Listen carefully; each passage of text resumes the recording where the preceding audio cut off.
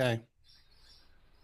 G'day, I'm Pete Techman Coleman here on a very special episode of the Tech Effect where we're taking you on the road to ISE. And to help me on this journey is the one and only Mark the Bearded Tech Scan. How you doing, Mark? Good, thank you, Pete. Good to see you. And it is the road to ISE. It's coming very, very fast, Not and many sleeps. only a few sleeps will be on the road, literally on the road. So, yeah, really excited, Pete. We've got a pretty exciting session today. We've got an awesome guest, Ryan Willden, Inogeni US Technical Sales Director. Ryan, how are you? Great to have you on. Fantastic, guys. Thanks so much for having me. Really appreciate the opportunity to chat with you guys today. Yeah, it's great to have you on, mate. Mate, you have got some exciting stuff happening at Inogeni. There's from our brief chats, there's at least three new products you guys have got hitting the market. Look, Pete and I, he's Pete. Oh man, he whinges a lot, right? He's been whinging about this product for so long. Every time he walks around, he's like, "When will someone build a product that is NDI to USB and do it for not $1,000?" You know, like Exactly. you guys have done this. Yeah, we have. We're very excited about it. It's called the IP to USB. So the design and the intent behind this product is to basically take a device that converts NDI or RTSP streams. It supports NDI HX, HX2, and HX3, and we can convert those camera streams into USB. So for rooms that you have existing network cameras, you're able to convert that really simply. And one thing that we just announced fairly recently, and I don't even know that the documentation has been updated on the website, but we are also supporting Dante 2x2 on that product. So you can also bring in Dante audio channels like microphones from an in-ceiling mic, and then output that audio to Dante-enabled speakers. So very, very powerful box in a very small solution at a low cost. So yeah, we're very, very excited about this product. So, like Mark said, I've been calling for this product for a long time. There's a Calling, lot of what's that? calling, yeah. Pleading. I've been pleading for this product for some time, and because I think obviously a lot of the PTZ cameras are all and pretty much all NDI these days. But if I don't, but a lot of the times I'm trying to convert that. I'm trying to get that into my codec, and a lot of those times I require some form of conversion, essentially to USB. Right, Mhm. because those codecs, whether it be a PC or whether it be a bar of some sort, they'll accept a USB as like a secondary camera, for example. But that means up until now, I've had to put essentially an encoder at the camera. I then Mhm. need to decode it and then convert it from HDMI to USB. I've got all these extra boxes when NDI is already built into the camera and I'm not even utilizing it. So Yeah. this cuts down on expense, on installation, and I can easily get that image into my codec without any fuss, not like before. I mean, I thank you for bringing out this product. It's Yeah. great. Yeah, and it really cuts down on complexity. Yeah. USB can be so complicated with the Yes. USB tiers and the architecture of USB. It can be really complicated and hard for some people just to grasp the technology there. So we really feel like this is going to simplify things and make it easier for people to deploy cameras and just make it easy to get those video signals into a codec. So And I love that you're bringing in the Dante as well. I didn't know that. I mean, even if it was just doing NDI to USB, I'm all over that. But the fact that you're bringing in Dante, once again, I mean, I think only there's not many codecs or I should say sound bars, for example, that actually support Dante. The Sennheiser comes to mind that supports Dante, but other than that, there's very very few on the market. But once again, if I've got a PTZ camera, I'm likely to have a Dante microphone, ceiling microphone in the room, and I'm going to want to bring that in again. So that's not an extra box. We can use the one box for the camera and the microphone. That's brilliant. exactly. Yeah, very, very simple. It just really simplifies and cuts down on the amount of hardware and equipment that's required to make that work. So nice one, yeah. mate. Before we get to the real show-stopping product, you've got another one in between there. What's the second product you guys are releasing? Yeah, so it's the U-Bridge USB-C Duo. So it's a DP alt mode extender that extends DP alt mode up to 70 meters or 230 feet over Cat 6A. So, really a cool solution. We have the U-Bridge USB-C. The original was a single display that we introduced at InfoComm last year. But we'll basically be releasing those simultaneously. So the U-Bridge USB-C releases Q2 of this year, and at the end of Q2, U-Bridge USB-C Duo, which is dual screen version, will also be available. So both very exciting capabilities to allow you to extend that DP alt mode signal, and also cameras back and forth, and just simplify rooms for BYOD or BYOM.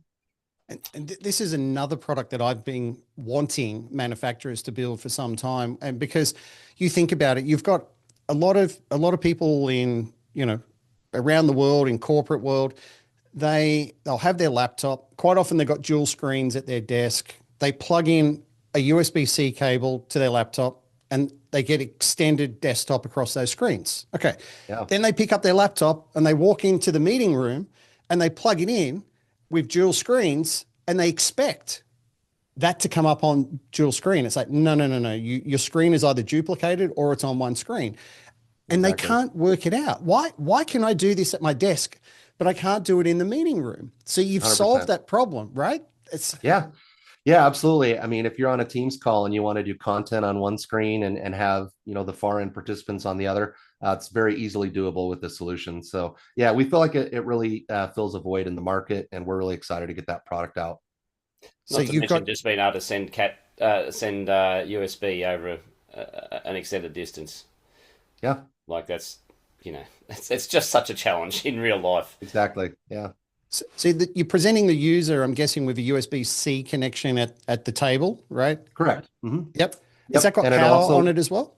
it does. Yeah. 100 watts Oh, of wow. power. So Yes. comes with a power supply, so you can inject up to 100 watts, but it'll be Mm-hmm. a single cable connection to the laptop with power, data, and your video signal to the screens, everything in a single cable. So single cable solution with all that capability is really powerful. Nice one. Too easy. Awesome. Yeah. Awesome. Righto. To keep it rolling, the big kick of the drum roll is actually the big kahuna for you guys is the CAMTRAK product you are releasing. Talk us through that. Yeah, very excited about this one. This is something that we really feel like is missing in the market. There's other solutions on the market for camera tracking. This is the first solution that we really feel like brings the power to the integrator and to the end user. People already have cameras and they want to be able to utilize those, and they don't want to be locked into an ecosystem. CAMTRAK is really a camera agnostic solution. Bring your own camera, as long as it supports VISCA over IP for control. We can support it. So whether it's HDMI, USB, or IP, utilizing our devices like our IP to USB or our camera mixers and switchers, you're able to bring those signals very easily into a room and get reliable camera tracking. And that's really the key there is you get broadcast quality camera tracking with kind of a good, better, best view at a really, affordable price for the technology that comes into this package. But really being able to support different cameras, I think, is going to be huge, and not locking you into a specific camera brand or manufacturer. So, and I love that. I think that's the key to this, isn't it? It's vendor agnostic, right? So it doesn't matter. You might already have an existing system with cameras in a room, or there's a particular camera that, that tracks really well and you like that camera, or that might be your standard. That's fine. You're not locked into some walled garden or some other ecosystem. You can actually just put this in. It will work with any of those cameras. And so with one of these CAMTRAK boxes, how many PTZ cameras would that support? Yeah, CAMTRAK Standard is our basic version that allows you to connect up to 8 cameras and 4 Shure devices. So that is one thing right now at this time, we only operate, or we only interact with Shure devices, microphones. We're looking to expand that. So that's definitely something that's on our roadmap, and we're hoping to be able to support other microphones very soon. But the standard version supports 4 microphones and up to 8 cameras. The professional version supports up to 8 Shure devices and 12 cameras. So really, that's that can cover quite a large room and quite a large space. venue. Yeah, absolutely. So for clarity, this is it's a box. I think not much bigger than your hand. An intelligent auto switcher picking up the XY coordinates from the Shure microphones and switching as required. Exactly. And it really provides kind of for that broadcast feel of being able to switch between cameras, and you're not seeing cameras pan and tilt and move across the room, which can oftentimes make people sick on a call.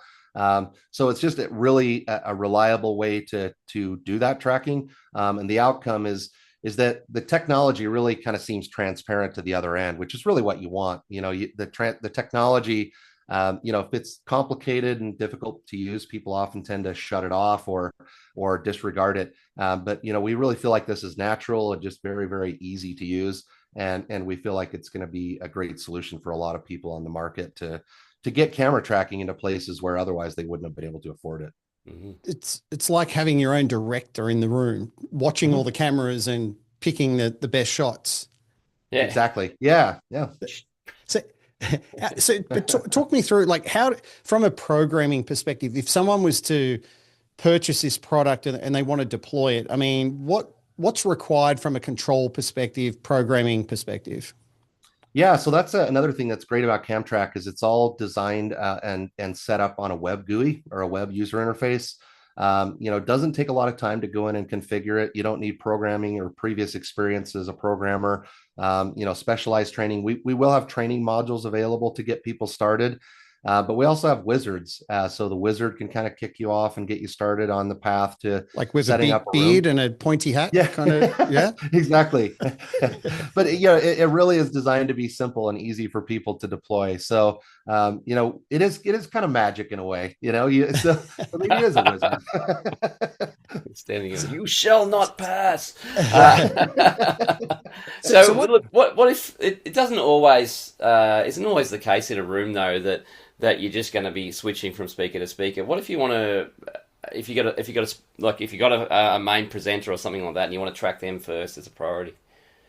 Yeah, there's priorities for each position in the room. So as you go through and set up each location, you can prioritize that. So, the chairman of the board that sits at the head of the table may have a higher priority than people sitting at the sides of the table.